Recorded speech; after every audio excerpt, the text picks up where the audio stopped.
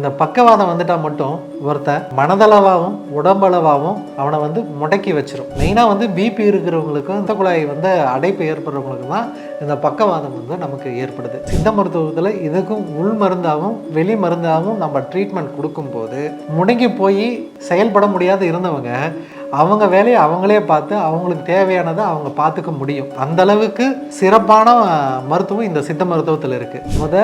இந்த மசில் ரொம்ப ஸ்டிஃபாக இருந்தால் அந்த ஸ்டிஃப்னஸை வந்து நம்ம ரெடியூஸ் பண்ணணும். அதுக்கு வர்மா தெரப்பி ரொம்ப ரொம்ப ரொம்ப முக்கியம். இதில் பக்கவாதம் பேஷண்ட்னா நான் சொன்ன மாதிரி இந்த 3 விஷயங்கள் வந்து ரொம்ப ரொம்ப ரொம்ப முக்கியம். உள் மருந்து முக்கியம், எக்ஸ்டர்னல் தெரப்பி முக்கியம், எக்ஸசைஸும் முக்கியம். இது 3 இருந்தால் அவங்க 100%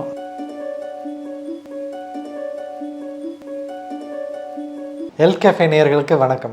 நான் டாக்டர் சிஎம் சதீஷ்குமார், சித்த மருத்துவர். நம்ம தொடர்ந்து சித்த மருத்துவத்தை பற்றி நிறைய பதிவுகளும் நிறைய நோய்க்கான விளக்கங்களும் நம்ம பார்த்துட்ருக்கோம். இன்றைக்கி நம்ம என்ன நோய் பார்க்க போகிறோம் அப்படின்னாக்க பக்கவாதம். இந்த பக்கவாதம் வந்துட்டால் மட்டும் ஒருத்தன் மனதளவாகவும் உடம்பளவாகவும் அவனை வந்து முடக்கி வச்சிரும். ஒரு குடும்பத்தில் ஒரு பிரெட் வினிங் பர்சன் அப்படின்னு சொல்லுவாங்க. அவன் தான் அந்த குடும்பத்தை பொருளாதாரத்தை ஈட்டு அந்த குடும்பத்தை வந்து வழி நடத்துறவனா இருப்பான். அவருக்கு இந்த மாதிரி நோய் வந்துடுச்சு அப்படின்னாக்க அந்த மொத்த குடும்பமே வந்து பாதிக்கப்படும். ரொம்ப ரொம்ப ரொம்ப சஃபர் ஆகுவாங்க. பொருளாதார ரீதியாகவும் சரி, மன ரீதியாகவும் சரி, எல்லாமே வந்து முடக்கி வச்சிரும். அந்த அளவு இந்த நோய் வந்து ரொம்ப கொடுமையான நோய். ஏன்னா நான் நிறைய பேரை பார்த்துருக்கேன். கணவன் மனைவியிலேருந்து, குடும்பத்திலேருந்து, அண்ணன் தம்பிகளுக்கு என்னென்ன பிரச்சனைகளை சந்திக்கிறாங்கன்றத நான் நிறைய பேரை நான் பார்த்துருக்கேன். அவ்வளோ வந்து கொடுமையான நோய். பக்கவாதம் அப்படின்னாக்க நமக்கு ரைட் சைடாக இருக்கட்டும், லெஃப்ட் சைடாக இருக்கட்டும், ஏதோ ஒரு சைடு கையும் காலும் செயலிலிருந்து போகிறது தான் வந்து பக்கவாதம். சில டைமில் இது கூட அந்த சைடு அதுக்கு ஆப்போசிட் சைடு வந்து வாயும் சேர்ந்து அஃபெக்ட் ஆகும். இது ஏன் ஏற்படுது அப்படின்னா மூளையில் ஏற்படுற ரத்த குழாய் பாதிப்பு, சிவிஏ அப்படின்னு சொல்லுவாங்க, செரிப்ரோ வாஸ்குலர் ஆக்சிடென்ட். சிலருக்கு வந்து பிபி அதிகமாக இருக்கும். அந்த மாதிரி பிபி அதிகமாக இருக்கும்போது அந்த ப்ரெஷர் தாங்காமல் அந்த மூளையில் இருக்கிற ரத்த குழாய் வந்து சிதைவடைஞ்சு அதுலேருந்து ரத்தம் வந்து நமக்கு வெளியில் வரலாம். கசிஞ்சு அந்த ரத்தக்கட்டை வந்து உருவாக்கும். அதனால கூட வரலாம். மெயினாக வந்து பிபி இருக்கிறவங்களுக்கும் ரத்த குழாய் வந்து அடைப்பு ஏற்படுறவங்களுக்கு தான் இந்த பக்கவாதம் வந்து நமக்கு ஏற்படுது. இது வர்றதுனால என்னென்ன பாதிப்பு ஏற்படுது அப்படின்னாக்க நான் சொல்லியிருந்தேன், கை கால் செயலிழந்து போகும். ப்ளஸ் வந்து இந்த செயலிழப்புனால மசில் வந்து ரிஜிட் ஆயிரும். கையும் காலும் இழுத்துக்கும், ரொம்ப டைட் ஆயிரும். மசில் டோன் வந்து ரொம்ப இதாயிரும். அதனால தான் வந்து பாருங்க, பக்கவாத பேஷண்ட்லாம் கையை வந்து இப்படியே வச்சுட்டு இருப்பாங்க. ஏன் அப்படின்னாக்கா அவங்களுக்கு மசில் எல்லாமே டைட் ஆகி இப்படியே ஆயிரும். அதே அந்த சைடு ஃபுல்லா இதாகிறதுனால இவங்களால வந்து ஒழுங்கா பேலன்ஸ் பண்ணியே நடக்க முடியாது. வாயும் ஒன் சைடா கோணிக்கும் சிலருக்கு. ஸோ பேசவே முடியாது. சிலருக்கு வந்து என்ன ஆகும் அப்படின்னாக்கா மசில் வேஸ்டிங் இருக்கும். கையில வந்து பாதிக்குதுன்னு வச்சுக்கோங்க. இந்த ஷோல்டர் சைடில் இருக்கிற மசில் வந்து வேஸ்ட் ஆகி இந்த ஷோல்டரு கொஞ்சம் டிசன்ட் ஆயிரும். கொஞ்சம் கீழே இறங்கி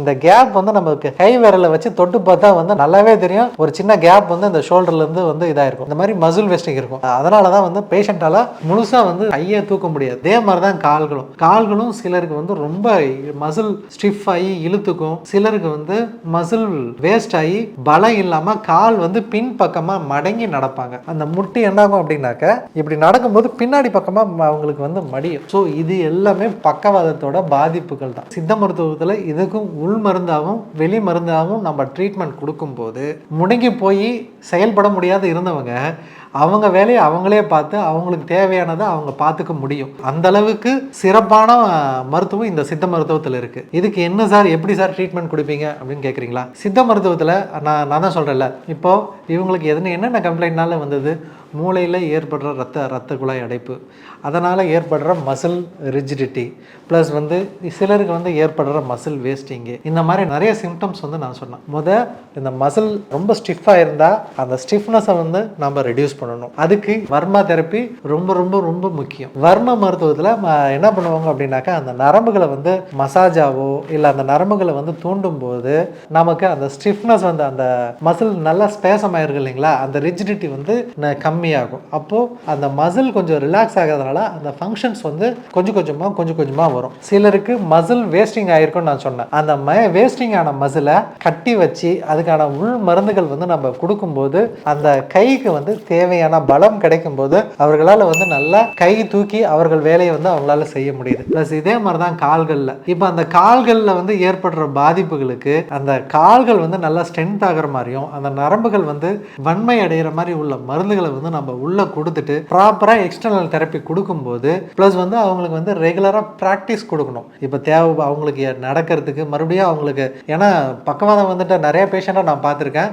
ரொம்ப பயப்படுவாங்க, எழுந்து ஒழுங்க நிற்க மாட்டாங்க, நடக்க முடியாது, இல்லைன்னா நடக்கும்போது நல்லா தாங்கி தாங்கி தாங்கி நடப்பாங்க, அவங்களுக்கு வந்து நடக்கிறதுக்கே ஒரு ஸ்டெபிலிட்டி இருக்காது. இப்போ பக்கவாதம் வந்தவங்களுக்கு ரொம்ப முக்கியம் எக்ஸசைஸ். அதாவது வந்து அவங்க நான் சொன்னேன், உள்ள நம்ம மருந்து கொடுக்கணும், வெளியில் வந்து வர்மா தெரப்பி வந்து சித்த மருத்துவத்தில் வந்து நம்ம கொடுக்கும்போது நல்ல இம்ப்ரூவ்மெண்ட் வருது அப்படின்னு நம்ம சொன்னோம். அதுக்கடுத்தது வந்து ரொம்ப ரொம்ப முக்கியம் எக்ஸசைஸ். ஏன் அப்படின்னாக்கா பக்கவாதம் வந்த பேஷண்ட்ஸை வந்து நிறைய பேரை நாங்கள் பார்த்துருக்கோம். பார்க்கும்போது அவங்களுக்கு வந்து ஃபஸ்ட்டு வந்து எழுந்து நிற்கிறதுக்கான கான்ஃபிடென்ஸே இருக்காது. எழுந்து நிற்கிறதுக்கே வந்து தடுமாறுவாங்க, விழுந்துருமோன்ற அந்த பயம் இருக்கும்.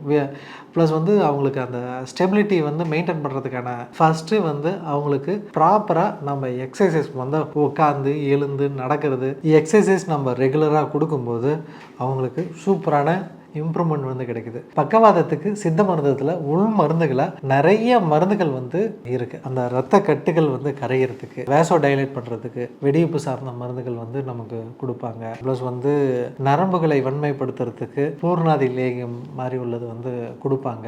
அப்புறம் மசில்ஸை வந்து ஸ்ட்ரென்தன் பண்ணுறதுக்கு, அந்த வாதத்தை வந்து கம்மி பண்ணுறதுக்கு வாத கஷாயங்கள் வந்து கொடுப்பாங்க. இந்த மாதிரி நம்ம உள் மருந்துகள் கொடுக்கும்போது அந்த இரத்தக்கட்டு கரையும், மசில் ரிலாக்ஸ் ஆகும், ப்ளஸ் வந்து நரம்புகள் வந்து வன்மையடையும், ப்ளஸ் வந்து அவங்களுக்கு பாடி ஸ்டெபிலிட்டி கிடைக்கும், எனர்ஜி நல்லாவே கிடைக்கும். இதில் பக்கவாதம் பேஷண்ட்னா நான் சொன்ன மாதிரி இந்த 3 விஷயங்கள் வந்து ரொம்ப ரொம்ப ரொம்ப முக்கியம். உள் மருந்து முக்கியம், எக்ஸ்டர்னல் தெரப்பி முக்கியம், எக்ஸசைஸும் முக்கியம். இது 3 இருந்தால் அவங்க 100% அவங்க தேவைகளை அவங்களே செஞ்சு அவங்களே நடந்துக்கிற மாதிரி நம்மளால ரெடி பண்ண முடியும். இவ்வளோ கொடுமையான நோய் எங்களுக்கு வரக்கூடாதுன்னு நினைக்கிறீங்களா? அதுக்கு ஒன்று பிபி வராமல் பார்த்துக்கோங்க, நல்லா எக்ஸசைஸ் பண்ணுங்க, நல்ல ஹெல்த்தி டயட்டாக எடுங்க, அதிகமாக உப்பு புளி காரம் அது ஒரு குறிப்பிட்ட வயசுக்கு மேலே அதிகமாக எடுக்க வேண்டாம், எண்ணெய் பலகாரங்கள் அதிகமாக வேண்டாம். ஒரு குறிப்பிட்ட வயசுக்கு மேலே நல்லா சாப்பிட்டு நல்லா ஜீரணம் ஆகுது, நல்லா நான் உடல் உழைக்கிறேன் அப்படின்னாக்க நீங்கள் ஒரே வேலையில் 2 கோழி 3 கோழி கூட சாப்பிடுங்க, அதெல்லாம் பிரச்சனை இல்லை. பிபி நார்மலாக வச்சுருந்தீங்கன்னா பக்கவாதம் அவ்வளோ சீக்கிரத்தில் வந்து உங்களுக்கு வர. ஸோ இதை மட்டும் பார்த்துக்கோங்க. இதே மாதிரி